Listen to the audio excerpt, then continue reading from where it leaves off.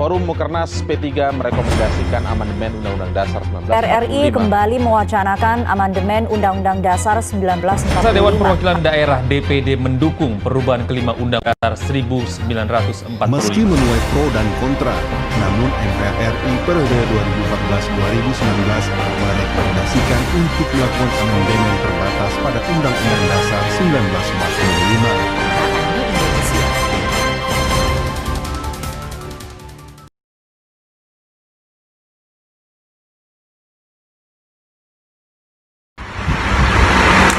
Assalamualaikum warahmatullahi wabarakatuh. Salam sejahtera untuk kita semua. Yang terhormat kepada Bapak Haristian Nugraha SHMH selaku dosen pengampu dari mata kuliah Hukum Konstitusi Fakultas Hukum Universitas Mula Warman. Perkenalkan, kami tim debat dari kelas D angkatan tahun 2019 dengan saya sendiri Siti Syahda Aldarisma selaku pembicara ketiga yang akan memandu jalannya perdebatan hari ini. Telah hadir tim kami dari sudut pandang pro ada Nur Aziza Batari dan dari sudut pandang kontra ada Desti.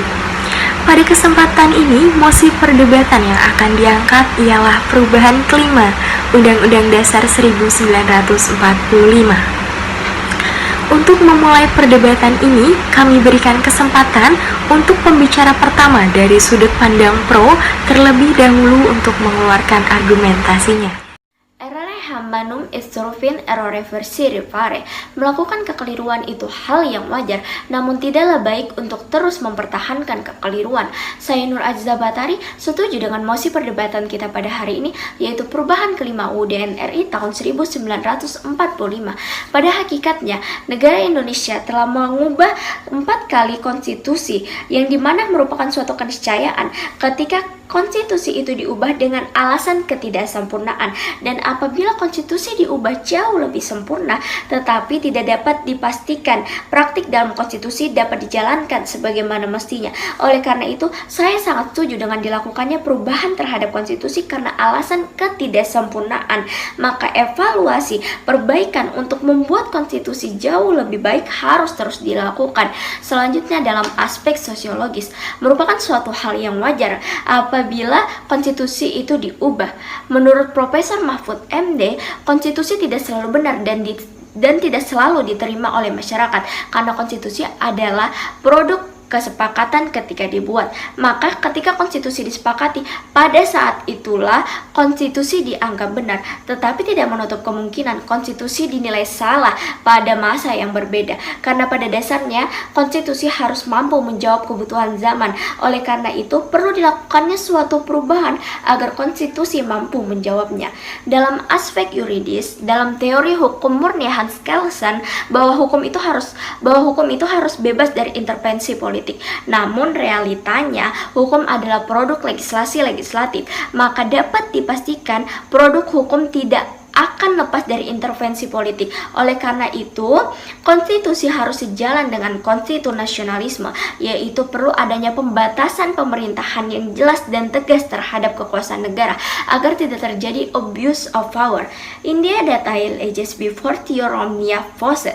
Hukum yang kuat agar orang yang kuat punya kekuasaan yang terbatas. Pembatasan kekuasaan yang dimaksud di sini ialah dalam hal memisahkan secara tegas fungsi atau kewenangan setiap cabang kekuasaan negara, bukan memisahkan secara ketat atau tidak ada hubungan sama sekali antar lembaga. Hal ini sesuai dengan teori The New Separation of Powers oleh Bruce Ackerman pada tahun 2000. Pemisahan kekuasaan dalam pemerintahan konstitusi terbagi atas 4, yaitu fungsi legislatif, fungsi eksekutif, fungsi yudikatif, dan komisi lembaga negara independen. Dari yang kita ketahui bahwa Indonesia memiliki 4 lembaga ini, ketika kita coba kaji fungsi legislatif, bahwasanya sebelum amandemen konstitusi menganut paham eksekutif heavy, namun setelah dilakukannya perubahan amandemen, ternyata hal tersebut tersebut hanya menggeser paham eksekutif heavy menjadi paham legislatif heavy.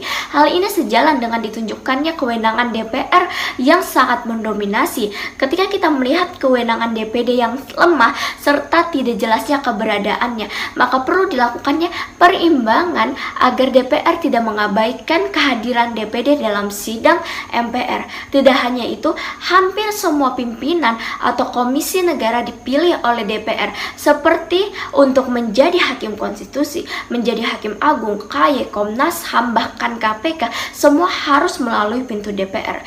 Bahkan dalam pasal 20 ayat 5 UUD NRI, dalam rancangan undang-undang yang telah disetujui bersama tersebut tidak disahkan oleh Presiden dalam waktu 30 hari semenjak rancangan undang-undang tersebut disetujui, rancangan undang-undang tersebut sah menjadi undang-undang dan wajib diundang-undangkan.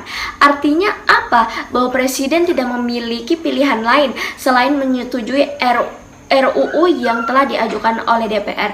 Oleh karena itu perlu dilakukannya suatu pertegasan terhadap sistem presidensial dengan maksud menyeimbangkan fungsi eksekutif dan fungsi legislatif agar tidak terjadi yang namanya eksekutif heavy maupun legislatif heavy. Selanjutnya masuk di fungsi yang ketiga, yaitu fungsi yudikatif, di mana kita dapat melihat Mahkamah Konstitusi yang memiliki tugas dan kewenangan yang begitu besar seharusnya mendapatkan fungsi kontrol yang memadai sebagai bentuk adanya pemisahan kekuasaan bernegara. Secara yuridis, sebelum tahun 2006, Mahkamah Konstitusi sejatinya telah memiliki fungsi kontrol dari KY. Namun pasca tahun 2006, setelah putusan MK tentang pengujian Undang-Undang KY, fungsi kontrol tersebut berakhir, sehingga dalam hal ini perlu untuk menyelenggarakan kembali fungsi kontrol terhadap pengawal konstitusi dengan campur tangan KY. Dan yang terakhir, Komisi Lembaga Negara Independen, bahwasanya Indonesia terdiri dari lebih dari 100 lebih komisi lembaga negara, tetapi yang tercantum dalam konstitusi hanyalah Komisi Yudisial.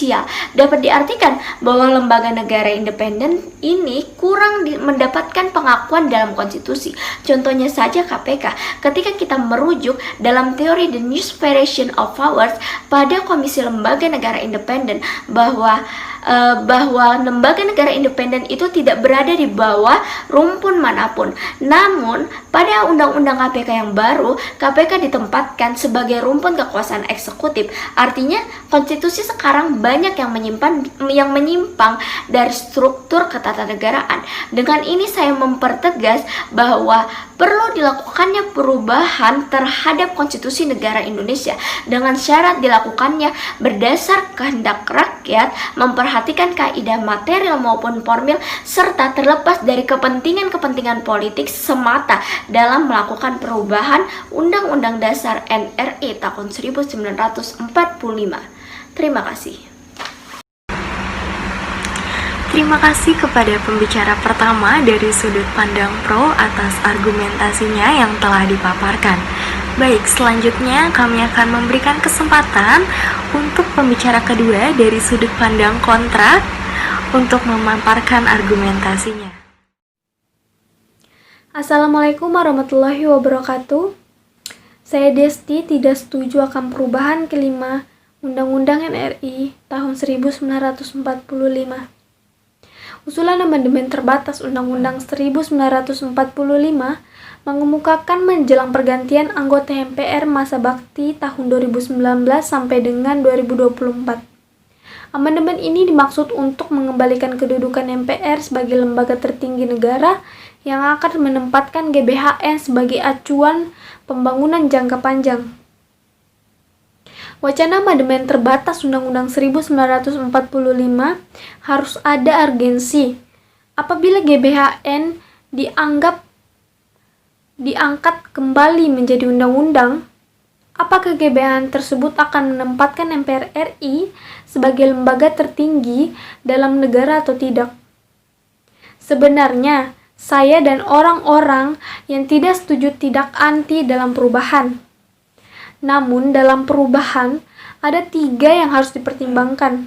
Yang pertama adalah perihal apa perubahan tersebut. Yang kedua adalah apa keuntungannya bagi bangsa dan negara. Yang ketiga adalah bagaimana cara melakukan perubahan undang-undang itu sendiri. Namun, permasalahan GBHN polemiknya adalah yaitu GBHN itu sendiri. Penting atau tidak penting perubahan tersebut? Tentu saja penting. Yang menjadi problem adalah amandemen yang dilakukan oleh yang terdahulu tentu saja dipandu oleh publik.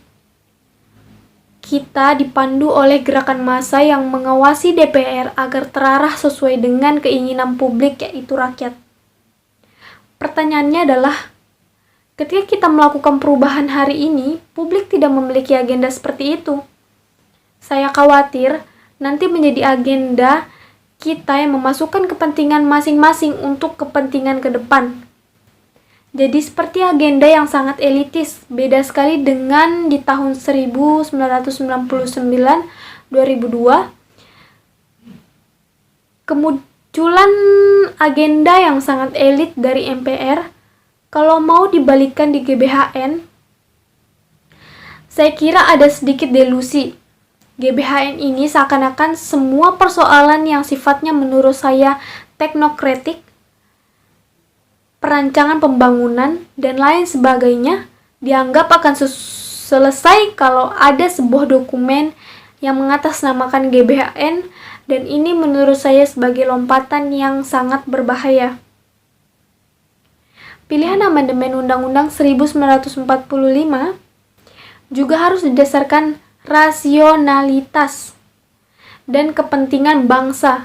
Hal ini bukan menjadi kebutuhan negara saat ini. Amandemen hanya dibutuhkan atau diperlukan saat ada norma dalam undang-undang yang perlu diubah.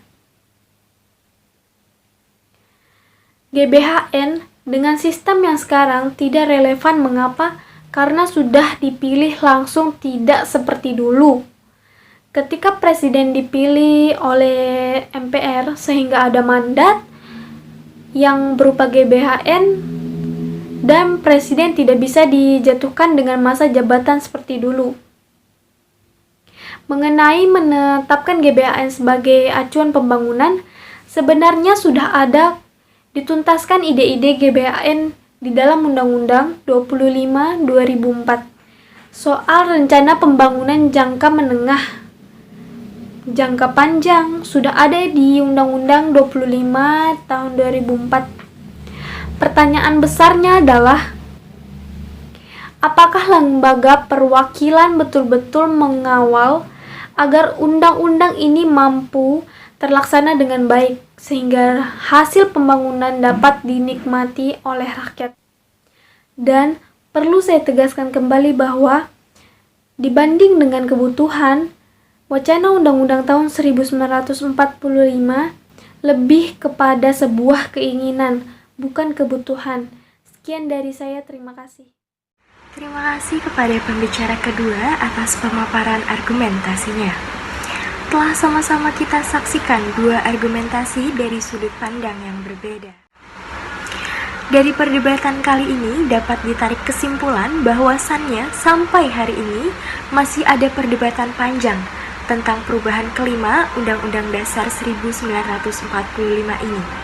Dari sudut pandang kontra dapat kita simpulkan bahwasannya wacana amandemen terbatas Undang-Undang Dasar 1945 harus ada urgensi apabila GBHN diangkat kembali menjadi undang-undang.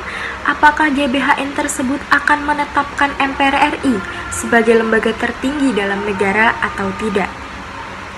Sebaiknya amandemen Undang-Undang Dasar Negara Republik Indonesia tahun 1945 ini diurungkan.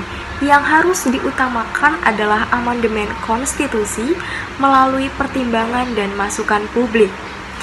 Pilihan amandemen Undang-Undang Dasar 1945 juga harus didasarkan rasionalitas dan kepentingan bangsa. Hal ini bukan menjadi kebutuhan negara saat ini. Amandemen hanya dibutuhkan dan diperuntukkan jika ada norma dalam undang-undang yang perlu diubah. Dibandingkan dengan kebutuhan, wacana amandemen terbatas Undang-Undang Dasar 1945 ini lebih kepada sebuah keinginan. Dari sudut pandang pro dapat kita simpulkan bahwasannya masih banyak penyimpangan dari konstitusi, mulai dari adanya kewenangan yang lebih mendominasi, yang dimana pada konstitusi negara kita masih menganut paham legislatif heavy.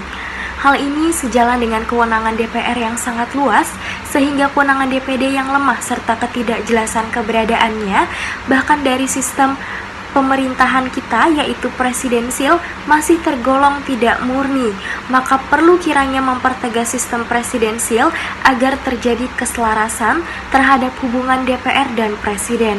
Terlebih masih banyak lembaga negara yang memiliki peran besar tetapi tidak memiliki fungsi yang memadai. Tidak hanya itu, bahkan tidak sedikit komisi lembaga negara independen yang tidak diakui keberadaannya dalam konstitusi, sehingga dapat terlihat masih banyak penyimpangan mengenai struktur ketatanegaraannya. Oleh karena itu, perlu dilakukannya perubahan konstitusi agar menjadikan negara yang lebih baik, dengan syarat dilakukannya berdasarkan kehendak rakyat, serta dengan mempertahankan kaidah formil maupun material dalam perubahan kelima Undang-Undang Dasar Negara Republik Indonesia tahun 1945.